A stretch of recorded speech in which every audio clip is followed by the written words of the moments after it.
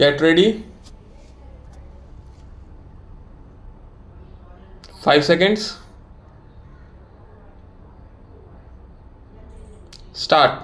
Sir, while speaking yesterday, I referred to the problem created for the Export Promotion Council by the quality of goods supplied, which lacked both imagination and integrity. Therefore, not only have standards to be laid down, but some help has also to be given by way of packing properly to all those people who would also like to ask the Honorable Minister to clarify as to how he is going to lay down the standard for the goods. Will the contract between the buyer and the seller be concluded first and then the quality or standard will be decided? The question of price has to be settled, and we also know that the price varies according to the country that buys the article. I think the House rightly laid emphasis on the desirability of fixing some standard for goods for the home market and also for our imports. The standards for imports, I am told, are governed by other international import rules. Those also must be varying according to the country of import. In any case, unless there are some standard laid down for the sale of goods in the home market, there will be difficulty. There are people who are used to selling things different from what they had advertised. The thing advertised is something else than actually sold.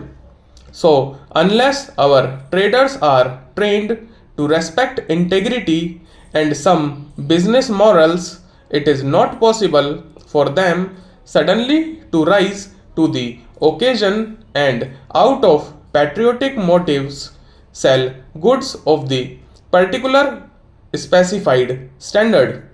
I would also like to make a suggestion to the Honorable Minister and say that it is not enough to lay down the rules for the export quality control and inspection.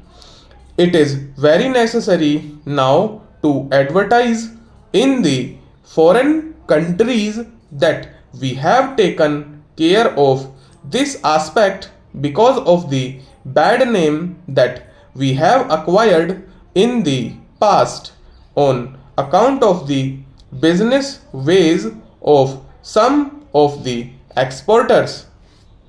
We have acquired a very bad name in some of the countries, and in order to counteract that, we have to undertake wide publicity in foreign countries to undo what has been done so far.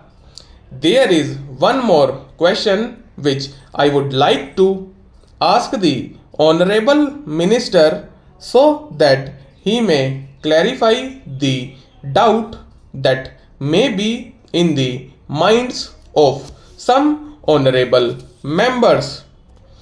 It is stated that the funds for the Export Promotion Council would be partly from the government and partly from funds paid by way of donation.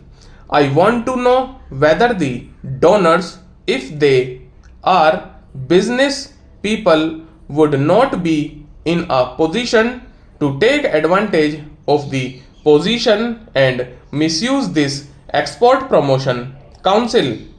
Instead, I would suggest that heavy fees may be prescribed for the inspection of the goods, and if necessary, all the money that is required should come from the government and no money should be accepted by way of donations.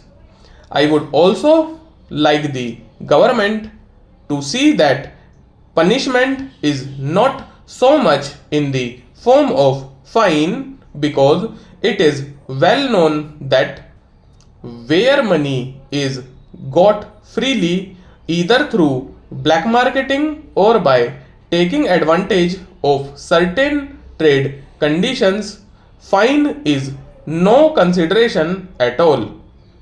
10 or even 100 times the fine can be made good by people who indulge in these malpractices.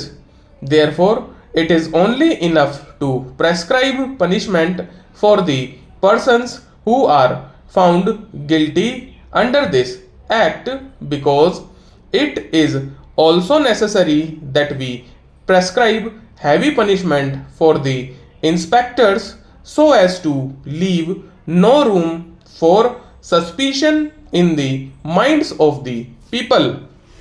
I would now like to refer to the question of co-option.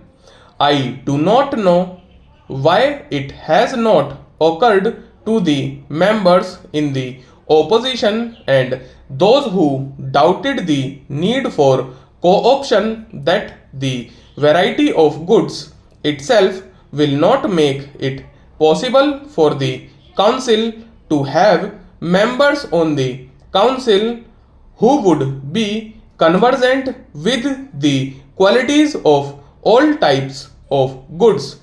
The council is really something on par with the UPSC in my opinion, and for every particular specialized item it would be necessary for this council to co-opt one or two experts belonging to that particular trade.